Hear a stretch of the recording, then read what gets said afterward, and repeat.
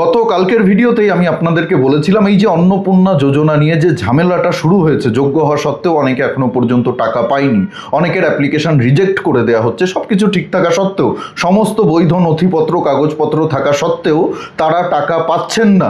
এর জন্য দায়ী কে? কাদের গাফিলতির কারণে আপনারা টাকা পাচ্ছেন না? এর জন্য কি সরকার দায়ী? এর জন্য কি মুখ্যমন্ত্রী দায়ী? একেবারেই না। এর জন্য দায়ী হচ্ছে এই সিস্টেমের ভেতরে ঢুকে থাকা ভূতেরা। সরকারটা চালায় কারা?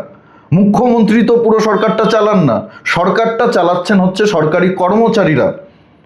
এই যে আপনারা আবেদন করছেন অন্নপূর্ণা যোজনার জন্য, অনলাইনে করুন বা পৌরসভায় গিয়ে করুন বা পঞ্চায়েত অফিসে গিয়ে করুন বা বিডিও অফিসে গিয়ে করুন, যেখানেই করুন না কেন, আপনারা আবেদনটা যে করছেন সেই আবেদনটা ভেরিফাই করবে কারা? মুখ্যমন্ত্রী তো নিজের দপ্তরে বসে বসে এক একটা অ্যাপ্লিকেশন দেখে দেখে ভেরিফাই করবে না, সম্ভব নয় সেটা।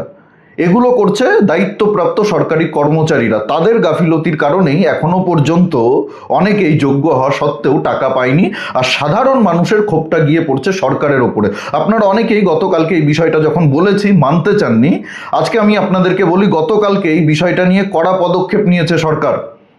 32 জন পৌরসভার কর্মচারীকে শোকজ করেছে মহকুমার শাসক এই অন্নপূর্ণা যোজনার কাজে গাফিলতি করার জন্য। পুরো খবরটা আমি আপনাদেরকে পড়ে শোনাচ্ছি। আরও কঠোর অ্যাকশন হবে, আরও কঠিন পদক্ষেপ নেবে সরকার দরকার পড়লে।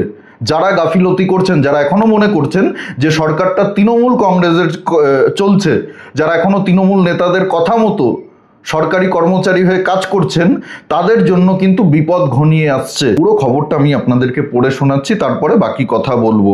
ঢোকেনি অন্নপূর্ণা যোজনার টাকা, পৌরসভার 32 জন কর্মীকে শোকজ মহকুমার শাসকের। এদিকে শোকজ লেটার পাওয়ার পরে কর্মীদের দাবি তারা নির্ধারিত সময়ের মধ্যেই নিজেদের দায়িত্ব পালন করেছেন, তারপরেও কেন তাদের শোকজ করা হয়েছে তা তারা বুঝতে পারছেন না। কচি খোকা। তারা আপাতত লিখিতভাবে তাদের বক্তব্য মহকুমার শাসকের কাছে জমা দিতে চলেছেন বলেই জানাচ্ছেন। পঞ্চায়েত ও পৌরসভাগুলির বিরুদ্ধে দিকে দিকে ক্ষোভ উগরে দিচ্ছেন মহিলারা। চাপানোতর চলছে প্রশাসনিক মহলেও। এবার অন্নপূর্ণা যোজনার আবেদনপত্র নির্ধারিত সময়ে অনলাইনে আপলোড বা যাচাই না হওয়ার অভিযোগে ধূপগুড়ি পৌরসভার 32 জন কর্মীকে শোকজ করলেন মহকুমার শাসক। শোকজের জবাব দিতে এদিন মহকুমার শাসকের দপ্তরে হাজির পৌরসভার স্থায়ী ও অস্থায়ী কর্মীরা। অভিযোগ, অন্নপূর্ণা যোজনার ফর্ম নির্ধারিত সময়ে অনলাইনে আপলোড ও ভেরিফিকেশন না হওয়ার কারণে ধূপগুড়ি পৌর এলাকায় বহু মহিলারা সরকারি প্রকল্পের সুবিধা থেকে বঞ্চিত হয়েছেন। এই নিয়ে চর্চার মধ্যেই শুক্রবার সন্ধ্যায় ধূপগুড়ি পৌরসভার 32 জন কর্মীকে কারণ দর্শানোর নোটিশ বা শোকজ নোটিশ পাঠান মহকুমার শাসক। কেন এই গাফিলতি হয়েছে তার লিখিত ব্যাখ্যা চেয়েছেন মহকুমার শাসক। এদিকে শোকজ লেটার পাওয়ার পরে কর্মীদের দাবি তারা নির্ধারিত সময়ের মধ্যেই নিজেদের দায়িত্ব পালন করেছেন। তাহলে আপনারা যদি দায়িত্ব পালন করে থাকেন, তাহলে ভেরিফিকেশনগুলো হলো না কেন? কেন রিজেক্ট করে দেওয়া হচ্ছে অ্যাপ্লিকেশনগুলো? কি কারণে রিজেক্ট হয়ে যাচ্ছে? আপনারা যদি গাফিলতি না করে থাকেন, তাহলে এখনো পর্যন্ত কেন পেন্ডিং রয়েছে অনেক অ্যাপ্লিকেশনগুলো? যারা যোগ্য তারা এখনো কেন পেরলো না?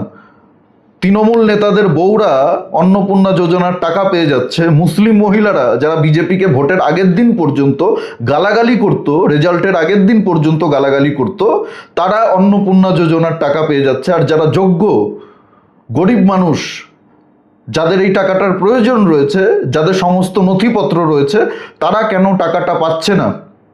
এর জন্য দায়িত্ব আপনারা। এখন বলছেন আমরা সমস্ত কাজকর্ম সঠিকভাবে করেছি, সব দায়িত্ব নিষ্ঠার সাথে পালন করেছি। অন্যদিকে অন্নপূর্ণা যোজনার টাকা নিয়ে চাপানোতর চলছে কাটোয়াতেও। পঞ্চায়েত প্রধানের বিরুদ্ধে গুরুতর অভিযোগ তুলে এবার সরব মহিলারা।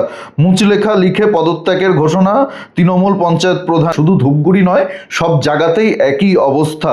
অভিযোগ, প্রধান আন্না দত্ত মণ্ডলের গাফিলতি ও সদিচ্ছার অভাবের কারণেই এলাকার কয়েকশো মহিলারা অন্নপূর্ণা যোজনার প্রকল্পের সুবিধা পাননি। পঞ্চায়েত অফিসে জমা দেওয়া অন্নপূর্ণা যোজনার ফর্ম এন্ট্রি করা হয়নি। কাটোয়া 1 নম্বর ব্লকের তৃণমূল পরিচালিত খেজুরডিহি গ্রাম পঞ্চায়েতের 12 জিবি কলোনির এই ঘটনাকে কেন্দ্র করে চাপানোতর চলছে রাজনৈতিক মহলে। চারিদিকে এই অবস্থা। মধ্যমগ্রাম, কাটোয়া, বারাসাত, হাওড়া, হুগলি, নদিয়া, সব জায়গায় একই অবস্থা।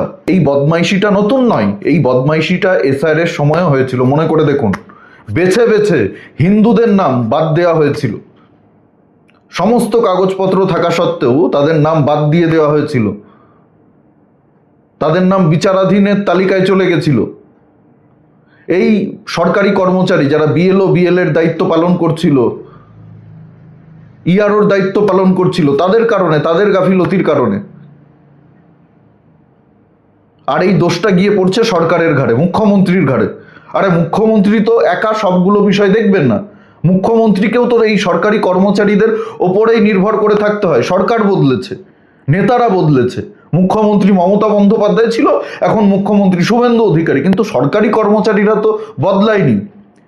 আর এইসব পৌরসভা বলুন, পঞ্চায়েত বলুন, এই সমস্ত জায়গায় যারা বিভিন্ন দায়িত্বে রয়েছেন, চাকরি করছেন, তারা তো বেশিরভাগই সঠিকভাবে নিয়োগ হননি, টাকা পয়সা দিয়ে নিয়োগ হয়েছেন। তৃণমূল নেতাদের আত্মীয় স্বজন পরিচিত তারা চাকরি করছেন, টাকা পয়সা দিয়ে, ঘুষ দিয়ে, বাবা কাকাকে ধরে, মাসিকে ধরে, পিসিকে ধরে তারা চাকরিটা পেয়েছেন।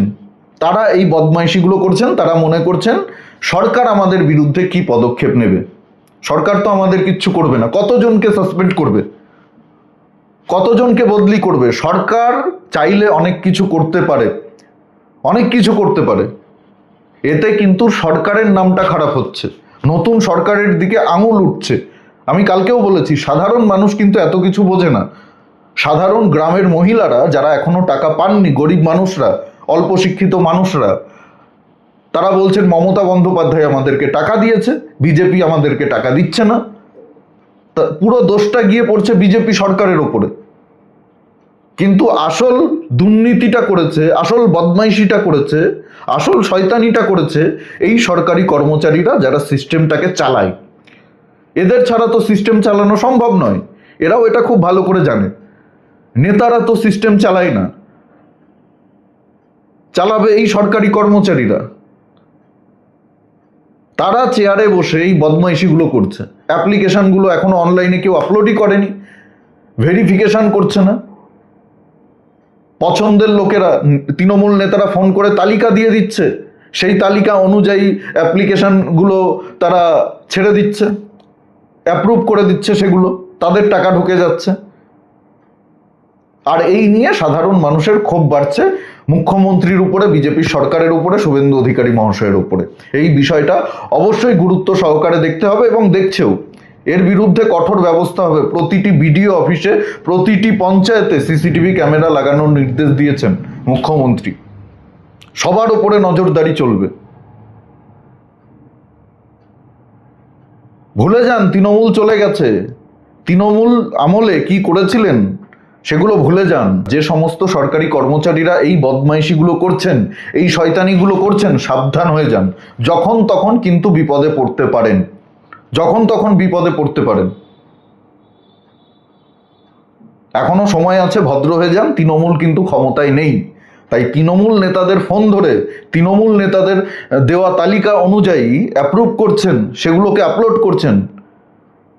আর যারা প্রকৃত যোগ্য এই অন্নপূর্ণা ভাণ্ডার পাবার, তাদের অ্যাপ্লিকেশনগুলো রিজেক্ট করে দিচ্ছেন, তাদেরগুলো আপলোডই করছেন না।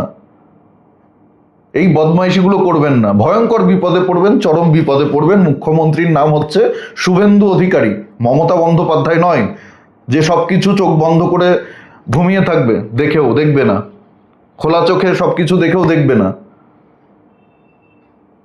ভয়ঙ্কর অ্যাকশন হবে, শুধরে যান, সময় আছে। এই বিষয়ে আপনাদের কি মতামত অবশ্যই কমেন্টে জানাতে ভুলবেন না।